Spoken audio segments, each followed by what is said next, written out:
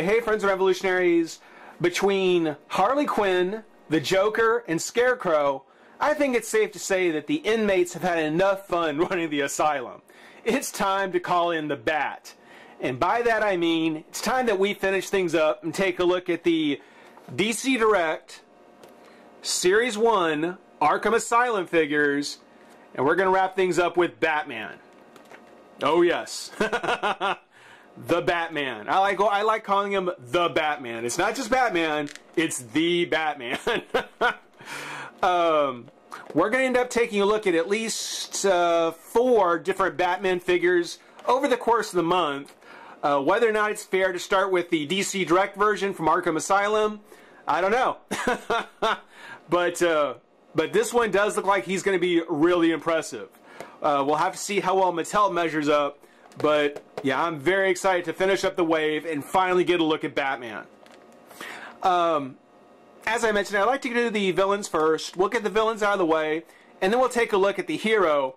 But another reason why I want to kind of hold off on this one was just, you know, the packaging on him is so impressive. I mean, it is such an impressive packaging. I mean, really all they did was they just took the background from the game and then put the figure in the foreground, but it does create, you know, this really nice kind of 3D packaging effect. And having Batman impact, just like in the game, just so cool. It is so, so cool. The only missed opportunity that I think is that rather than being in the kind of 3/4 stance pose with his arm down, holding the Batarang at his side, they've got him kind of in a full, you know, front standing position. You know, he's kind of just looking forward. You know, they don't really have him kind of at an angle like he is in the game. That, I think, was kind of disappointing. Yeah, I wish they would have done a little bit more in packaging him to kind of recreate the actual... I mean, they did the background, you know, putting him in pack to match the pose. Come on, guys. You just got to take that one more step. One thing I always want to mention on the packaging, because I think it's really good, I wish DC would do more of this, is they've got the Batman cowl up at the top. That's actually very cool. I think that they've done Green Lantern with the Green Lantern kind of ring bubble at one point. I don't know if they've ever done Superman with the diamond, but to do Batman with the cowl is actually very, very cool. That is actually pretty awesome. As I mentioned, other figures that came in the set were Harley Quinn, the Joker with Scarface, Scarecrow, and finally Batman, who actually looks like he's standing more in the pose that came from the game than he is here. Just sort of noticed that. The write-up.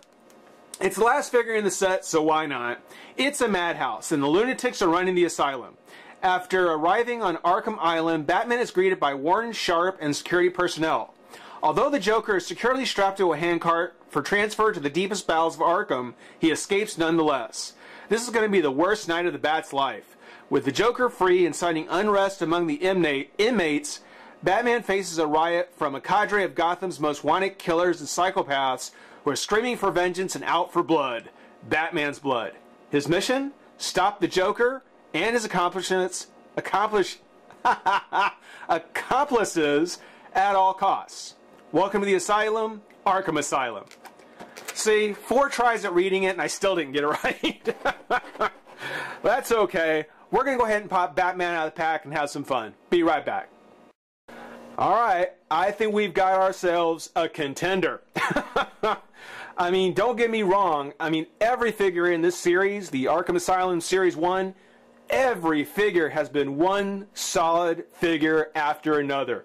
From Harley to Joker, Scarecrow to Batman, all these figures have been unbelievably impressive. And really... Batman is no exception at all. I mean, this is certainly such an impressive figure. I mean, he is so awesome. One of the things I love best about this Batman is just the whole tone of him. You know, this Batman is a design that we don't get to see often enough, I don't think. When you think about just by volume, most of the Batman figures that we get nowadays are by Mattel, from the DC Universe series, and it has Batman with his cape kind of bunched up, and just kind of hanging over his back, you know, kind of hanging over his shoulders. Here, with this Batman, we actually get to see it completely as it should, what he should be wearing it. You know, kind of coming over his shoulder, you know, not kind of Superman style, but actually coming over his shoulders, covering the bat symbol slightly, and just looking like it's all one piece between the cape and the cowl. It's the full cape and cowl effect, and I don't think we get to see it often enough. I really don't. I love the fact that we get this style of cape and cowl. It's just incredible. The face, I mean, just like with Joker and Harley, with Scarecrow, I mean, they nailed it on the face. That is just, when you look at the sculpt on it, when you look at the paint application, it's absolutely perfect. It is a beautiful, beautiful figure. Particularly love on the back of the head. Whereas, you know, with some Batman figures, the ears for the bat are actually right above his natural ears, which you can see where they kind of sculpted them on there. But here it actually comes off the back of his head in kind of an arch, which is more as I think it should be. So it's not kind of the cartoony style Batman. You know, it's definitely more of a, trying to get a more of a realistic style, or a little bit darker, more true comic style. But yeah, just taking a look at that face is just something that you can't say enough about. That just looks awesome. One thing that we have seen from Mattel, to give them some points, is that we did start seeing the eyes being painted in with like Green Lantern and so forth. And I do like the fact that DC has done the same thing here with Batman. You know, it may vary from person to person, but I do like seeing the eyes inside the mask. You know, it kind of gives you a hint of the person inside. You know, it's not just the white, you actually see the man behind the mask. I do like that. The rest of the costume, it's actually very cool to see the Arkham Asylum costume with kind of the panels, the different sections on the costume, and then the little, like, I guess, rivets or whatever you might want to call them, because this was kind of an early view of what DC is now doing with the New 52. You know, if you've seen the Justice League with Superman and Batman, you know, their costumes are less spandex and more kind of this kind of seams and plates, you know, more of actual armor. I don't know what material it's supposed to be, but yeah, less of a spandex look and more like actual armor. I think that's kind of cool that we actually get a Batman that has that look to it, considering that it's just sort of kind of just start to really appear in the comics. The gauntlets, there's a little bit of warpage on the forearms here, but not bad, not terribly. Other side's actually pretty good. The belt, I love the belt. I love the gold paint on it. This is very nice. The boots, much like the hands. See the armor on the boots. Nothing on the bottom of the boot, which is a little disappointing, but nah. On the cape is made of a very soft material. I'm not a big fan of the waves or the texture that they put in here. It is game accurate because, you know, if you remember playing, you know, the cape would trail behind him and it would be fluttering and flowing and so forth. So it's game accurate, though, you know, had this been a little bit straighter, a less, you know, less texture on it, I might have liked it a little bit more. I think that's probably the only thing about the figure I'm not crazy about is how they did the cape. A little bit smoother, a little bit more straight. I probably would have liked it. But it hangs against the figure just so nicely. Trails on the ground, actually. If you can get a look, I don't know if you can see it. But you can get a look there. On his articulation, the head is on a ball joint. So just like Scarecrow, he's got a full articulation on the head. The arms come up and out, and it really feels as though that the arm really is only sculpted to come this high up. So don't think that the cape is going to limit the articulation. I really think this is as far as it was meant to go. There is a bend at the elbow and a twist at the glove. Nothing on the hand. Legs come up and or back and forth on the hinge. Back and forth. Then at the knee and twist at the boot. Nothing in the waist, no twist of the waist, which is the only piece of articulation on the torso I would have liked to have seen. I don't know, it probably wouldn't have been, it probably would have been too difficult with the belt sculpt the way it was, but a twist at the waist would have been nice. One thing I do want to point out, because actually I think it's kind of funny and kind of appropriate, is that Batman doesn't have any fists. His hands aren't sculpted into fists. One is sculpted to hold his Batarang, which we'll take a look at here in a minute. And the other is just kind of an open hand, which, as the review spot likes to say, you know, he kind of has this, you know, hey buddy, can I borrow $1? You know, it's got the look. It's got the look. You know, if Bruce is out panhandling, then we're all in trouble. But he's got the hand for it. So I think that's kind of interesting that Batman doesn't have a fist, just this regular open hand. Which actually, that's kind of a cool pose. Getting to his accessories, just like all the other figures, he does come with a base, which is just the boring black base, nothing to it, nothing at all to it. You know, say what you will about DC Direct bases, up until now, they've all complemented the figure in some way. It may not have been the greatest looking base. It might have just been something like the Wonder Woman logo, the Green Lantern logo. You know, it might have had Catwoman with the black cat on it. You know, it could have been any number of things. But say what you will, it was there to accent either the figure or the series it was from.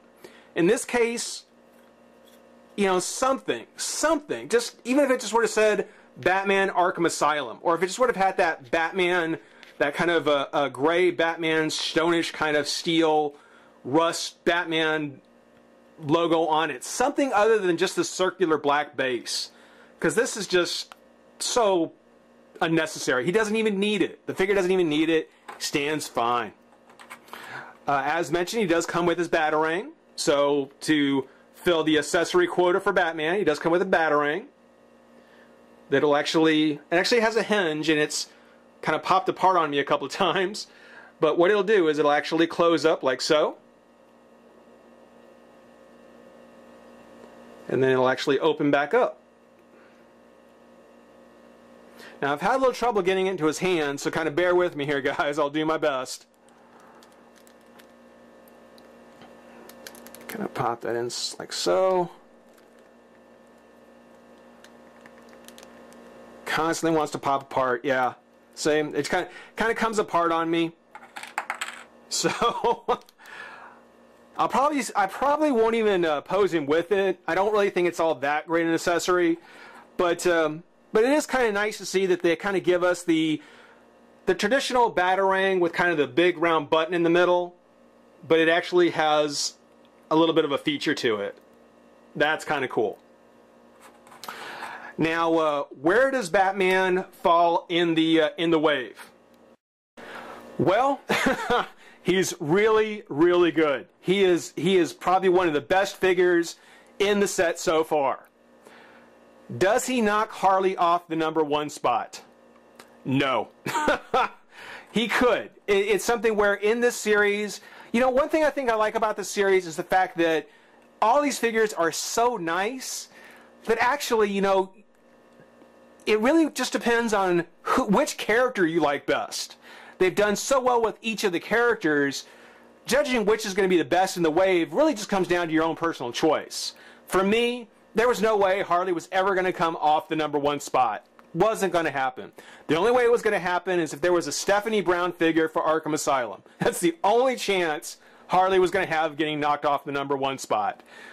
But I will say that Batman does knock Joker down to #3. Not that the Joker is a bad figure. Joker's actually really, really nice. But posed next to Batman, when you get them together, you do kind of start to see some of the more, I don't know, the Joker just doesn't measure up, both figuratively and literally. You see him standing next to this very you know, husky Batman, and the Joker just really does look a little out of scale for what he's supposed to be. I mean, size-wise, I expect him to be a little bit bigger. They might have made him a little too small. Scarecrow, unfortunately, he is going to go ahead and stay at the end of the line at figure number 4. So, again, I'm not disparaging the Scarecrow. He's still a very cool figure. But of the 4, yeah, he's just not going to... In a figure lineup that includes Harley Quinn, Joker, and Batman, you know, putting the Scarecrow in means that he's pushing a boulder uphill against the wind. You know, he would have to be pretty amazing, or the other figures would have to be pretty bad for him to really kind of break into the, you know, break up these 3, unless you're a fan. I am happy to say that he's not the lowest scoring figure. I would say that that actually Scarface, which even though he was an accessory for the Joker, he's his own figure. You know, he's got his own articulation, but he goes to the bottom. So Scarecrow does beat out Scarface in the lineup. Guys, I hope you enjoy watching. Got a lot more Batman to come. Rate, comment, subscribe, join the revolution. We'll see you soon. Bye-bye.